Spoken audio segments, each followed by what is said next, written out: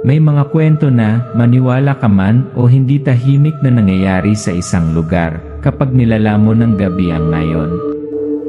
Isang maliit na sementeryo, malalim sa malayong kanayunan ng Pilipinas, ang naging sentro ng kakilakilabot. Hindi dahil sa mga lumang lapida o sa hangin sumisipol sa mga puno, kundi dahil nahukay na ang mga libingan at nawala ang mga buto ng tuhod ng mga patay na tinatawag ng mga taga-roon na tuway-tuway.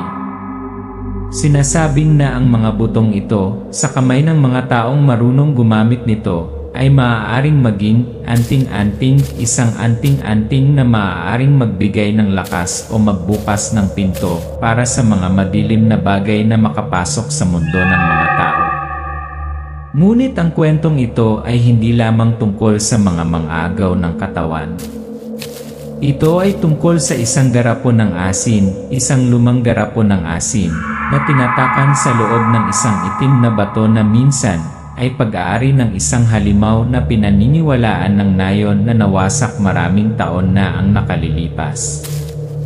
Ang banga ng asin na yon minsang nakahiga sa ilalim ng lupa, sa libingan ng isang manunugis, isang maalamat na mangangaso ng aswang. At pagkatapos isang araw, nawala ito. Mula sa sandaling iyon, ang pag-ungol ng mga aso sa kalagitnaan ng gabi, ang mga anino ng mga taong nakakubli sa likod ng sementeryo, at ang mga bangkay na may nawawalang mga organo ay nagsimulang muling lumitaw. Ngayong gabi babalik ka sa nayong iyon kasama ko para marinig ang kwento mula sa Tagaloob. Ako si Spencer at ito ang gabing napagtanto natin, ang nakabaon ay hindi laging gustong manatili. Ang mga gabi sa kanayunan ng Pilipinas ay hindi katulad ng iba. Walang mga ilaw sa kalye, walang trapiko, kadiliman lang at tunog ng kalikasan, at kung minsan iba pa. Tumayo ako sa harap ng lumang sementeryo ng nayon, nakatingin sa mga libingan na nakakalat sa liwanag ng buwan. Ang ilan sa mga lapida ay nakatagilid, ang ilan ay nakabaligtad na parang dumaan lang sa isang lindol, ngunit alam ko ito ay hindi isang natural na sakuna. Nawala na naman tuway-tuway, bulong ng isang matandang babae, itinuro ang nakanganga na butas sa lupa. Para sa mga tao rito, ang tuway-tuway, ang kasukasuan ng tuhod ng isang patay, ay higit pa sa buto. Ito ang pinakamahalagang sangkap sa anting-anting. Isang anting-anting na pinaniniwala ang nagbibigay ng lakas, hindi tinatablan ng bala, o kahit na hindi namamatay ang nagsusuot. Alam kong parang fairy tale yon. Ngunit dito ang pananampalataya at takot ay walang pinagkaiba. Ang pangalan ko ay Spencer. At kung gusto mong maunawaan kung bakit ako nandito, sa gitna ng sementeryo na ito, sa kalagitnaan ng gabi, kailangan mong malaman ang tungkol sa aking lolo, si Lolo Rolly. Hindi siya isang magsasaka ni isang manggagamot. Siya ay isang manunugis, isang mangangaso ng aswang. Sa loob ng maraming taon, pinrotektahan niya ang nayong ito mula sa mga nilalang na tatawagin ng mga tagalabas na mga alamat, ngunit sa amin, sila ay totoo. 3 taon na ang nakalilipas, namatay siya sa katandaan. Inilibing namin siya ng isang garapon ng asin na tinatakan ang isang itim na bato, ang kanyang huling tropeo. Ang bato, anya, ay nasa loob ng katawan ng isang kilalang-kilalang aswang, at ang pagtatak dito sa ilalim ng asin ang tanging paraan upang hindi ito mahanap ang daan pabalik. Ngunit ngayon ang kanyang libingan ay hinupay. Ang garapon ng asin at ang itim na bato ay nawala. Tumingin ako sa butas kung saan dapat siya nagpapahinga, at ang lamig ay dumaloy sa aking gulugod. Hindi lang dahil may nangahas na lumabag sa kanyang libingan, kundi dahil alam kong isang tao o isang bagay ang nagkaroon ng bato ngayon.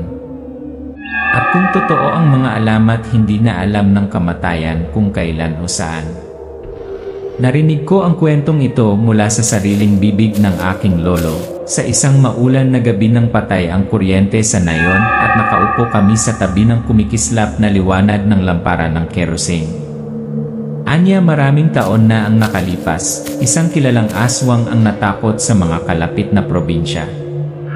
Hindi nito binibiktima ang mga buntis na babae tulad ng iba, ngunit mas pinili ang mga bata, malusog na kainin ang kanilang mga puso at organ habang sila ay mainit-init pa. Si Aswang, dahan-dahan niyang sabi, ay hindi lang mga halimaw. Maaari silang mamuhay kasama ng mga tao, manamit tulad natin, makipag-usap at tumawa tulad natin hanggang gabi. Alam ko, iisipin ng mga Western audience na ito ay alamat lamang. Ngunit para sa mga Pilipino, ang aswang ay bahagi ng kasaysayan, simbolo ng nakatagong kasamaan, isang takot na ipinasa mula sa henerasyon hanggang sa henerasyon. Noong gabing iyon, siya at 4 na kaibigan, na pawang mga manunugis, ay tinambangan ang aswang sa isang abandonadong bahay sa tabi ng ilog. Gumamit sila ng garapon ng asin, isang garapon ng banal na asin, upang bitag ang itim na bato sa katawan nito. Ang batong iyon, anya, ay hindi ordinaryong bato. Ito ay ang puso ng aswang, ang fossilized na puso ng halimaw, na naglalaman ng masamang enerhiya na, kapag inilabas, ay makakahanap ng bagong host. Nang natataka ng bato sa banga ng asin, tumili ang aswang, nanginginig ang buong katawan, at naging abo. Mula noon, ang banga ng asin ay ibinaon kasama niya bilang isang panata, hindi na niya ito hahayaang ipanganak muli. Tinuruan din niya ako tungkol sa balaraw, ang tanging sandata na maaaring pumatay sa aswang.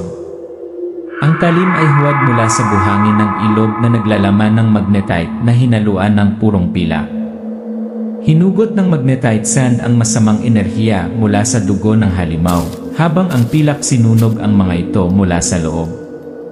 Makikita mo ang pilak na talim na tumagos sa kanilang balat na parang apoy na dumadampi sa langis. Ngunit tandaan kung maglakas loob kang gawin ito, sabi niya, ang kanyang mga mata ay mahigpit. Akala ko doon na magtatapos ang kwento hanggang ngayon. Nang kumalat ang balita na ang palayok ng asin ay wala na sa libingan at mas malala pa ang mga tao ay nakakita ng isang matangkad, madilim na figura sa gilid ng nayon na nanonood ng mga kabataang lalaki habang sila ay dumaraan. Nagsimulang mawala ang mga lalaki na kasing edad ko. At alam ko nakahanap ng bagong host ang Blackstone. Ang balita ng pagkawala ay kumalat na parang apoy sa buong nayon. Alam ng lahat may bumalik. At ito ay pangangaso ng mga tao. Nang hapong iyon, nagpatawag ng emergency meeting si Kapitan, ang punong nayon.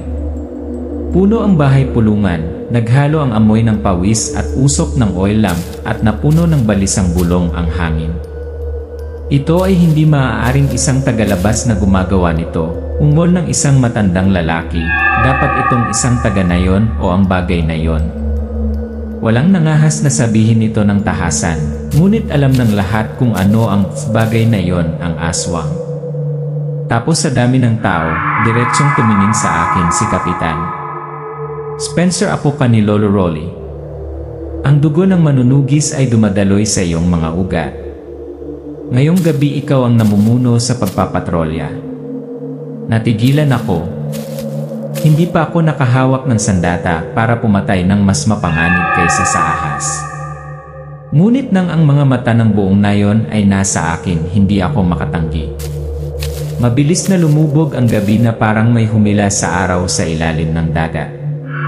Kami, ako, si Venus, at 3 pang binata ay nagsimulang magpatrolya mula sa gilid ng sementeryo, kung saan lumitaw ang mga itim na libingan sa malamig na liwanag ng buwan. Tumabi sa akin si Venus, may hawak na flashlight, bahagyang umiindayog ang maputlang dilaw na liwanag sa bawat hakbang. Biglang lumamig ang hangin, parang may humihina sa batok ko. Sa di kalayuan, ang mga aso ay umuungol ng mahaba, ang tunog ay umaalingaw-ngaw sa mga puno. Sa dilim, nakita ko ang isang maitim na figura na umaalingaw-ngaw sa likod ng lapida, na gumagalaw ng napakabilis. Tumibok ang puso ko. Kinuyom ko ang balaraw sa aking kamay, huminga ng malalim, at saka sinenyasan si Venus na patayin ang ilaw. Napabuntong hininga ang grupo at dahan-dahang lumapit. Ang anino tumigil. Inipon ko ang aking lakas at nagmamadaling lumabas, ayan na. At sa harap ko ay isang kambing. Ang hayop ay gumawa ng tli na tunog. Ang mga dilaw na mata nito ay nakatitig sa amin, pagkatapos ay mumunguya sa damo na parang walang nangyari. Bahagyang tumawa ang grupo, ngunit sa halakhak na yon, may alinggaw pa rin ng tensyon na hindi pa nawawala. Alam kong kasisimula pa lang ng gabing ito. At ang talagang pinanghuli namin ay nasa isang lugar pa rin sa labas. 3 gabi pagkatapos ng unang patrol ang halimaw ay tumama. Ang biktima ay si E, ang aking childhood friend. Ang kanyang katawan ay natagpuan sa gilid ng kabubatan, maputla, ang kanyang dibdib na lukab, at isang malakas, makalupang amoy na may halong amoy ng basang lupa. Walang dapat manghula, alam ng lahat na ito ang mga tatak ng kamay ng aswang. Ang balita ay yumanig sa nayon. Ngunit ang tunay na pagkabigla ay dumating nang may nakakita kay Justin, isang lalaking may hitsurang pambabae, madalas na nakasuot ng light makeup, nakadamit na parang babae, na nakatago sa sementeryo sa gabi bago ang pag-atake. Siya ang sepulturero. At nasa kanya ang itim na bato, may sumigaw mula sa karamihan. Ang mga salita ng aking lolo ay umalingaw-ngaw sa aking isipan. Kapag ang itim na bato ay nakahanap ng isang host, ito ay nagbibigay ng higit pa sa kapangyarihan. Ito ay nagbibigay ng katalinuhan, tuso, at ang kakayahang magkailan ng kanyang sarili ng perpekto. Naintindihan ko naman agad. Kung si Justin talaga ang may bato, hindi na siya tao. Isa siyang aswang, ngunit mas matalino kaysa sa mga nauna. Nagpasya kaming salakayin ang bahay ni Justin. Pambihirang tahimik ang bahay. Nakaawang ang pinto. Nang itinulak namin ito, ang baho ay napakakapal kaya gusto mong sumuka. Sa ilalim ng flashlight ang eksena ay parang isang bangungot. Nakahandusay sa sahig ang ina at kapatid ni Justin. Ang kanilang mga laman ay napunit, ang kanilang mga tadyang ay nakalantad, ang kanilang mga loob ay guwang. Ang dugo ay namumuo sa mga itim na patch, pinahiran sa buong dingding na parang may sadyang itinapon ang mga ito. Itinaas ni Venus ang kanyang kamay sa kanyang bibig, pinipigilan ang kanyang suka. Pinisil ko ang balaraw, alam kong nandoon pa rin siya sa isang lugar at pinapanood niya kami. Lumabas si Justin sa dilim. Ang kanyang mukha ay kasing ganda ng dati, ngunit ang kanyang mga mata ay hindi na tao. Ang kanyang mga pupil ay parang mga mansa ng tinta, napakalalim at madilim na sinisipsip nila ang liwanag. Ikaw nakipagkulitan sa maling tao. Ang kanyang boses ay matatag at malamig. Bago pa man makapag-react ang sinuman, diretsyo na siyang sumugod kay Venus. Malabo ang kanyang bilis, ang kanyang mahahabang kuko na parang mga kawit na bakal ay umindayo.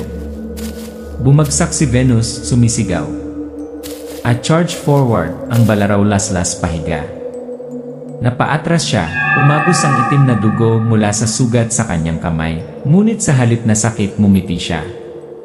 Susunod ka, Spencer, at kapag ginawa mo na magiging akin ang dugong manunugis. Hinigpitan ng grupo ang kanilang pagkubkob, hiyawan, yabag, umalingaw-ngaw sa buong bahay ang tunog ng pagbangga ng bakal. Ngayong gabi walang atras. Si Justin, o sa halip ang aswang na may dalang itim na bato, ay umungal, ang maitim niyang mga mata ay parang bangis na kumikislap sa bangis. Sinisingil niya ako, kumikinang ang mahahabang kuko niya sa flashlight, diretsyo sa leg ko. Itinaas ko ang balaraw, ang talim na ibinabad sa asin magdamag para hadlangan ang pag-atake. Ang malamig na metal ay dumampi sa mga pako na gumawa ng malakas na keng inatunog. Isang jet ng itim na dugo ang bumulwak, ngunit bahagya siyang bumagal. Palibutan mo siya, sigaw ko. Ang mga taga-nayon ay sumugod mula sa lahat ng panig. Sumugod ang mga matatalim na kawayan, tinutusok ang kanyang mga braso at binti. Nagwalis siya ng patagilid at ang dalawa sa kanila ay itinapon sa pader na hingal na hingal. Ang kanyang lakas higit pa sa anumang narinig ko mula sa aking lolo. Naiintindihan ko ito ay maaaring namatay siya o namatay ako. Napaatras ako, hinikayat ko siya sa gitna ng paligid. Umisi siya, akala niya natatakot ako. Ngunit sa paglubog niya, dumausdos ako sa gilid. Ang balaraw ay tumatama sa aking tadyang. Umalinggaw ang kanyang pagsirit sa buong bahay. Bumulwak ang itim na dugo, nakakasuka ang baho. Akala ko ibinaba ko siya nang bumangon siya. Hinawakan ang kwelyo ko at hinila ako palapit nang makita ko ang mga ugat sa ilalim ng makintab na balat. "You will be mine," ungol niya.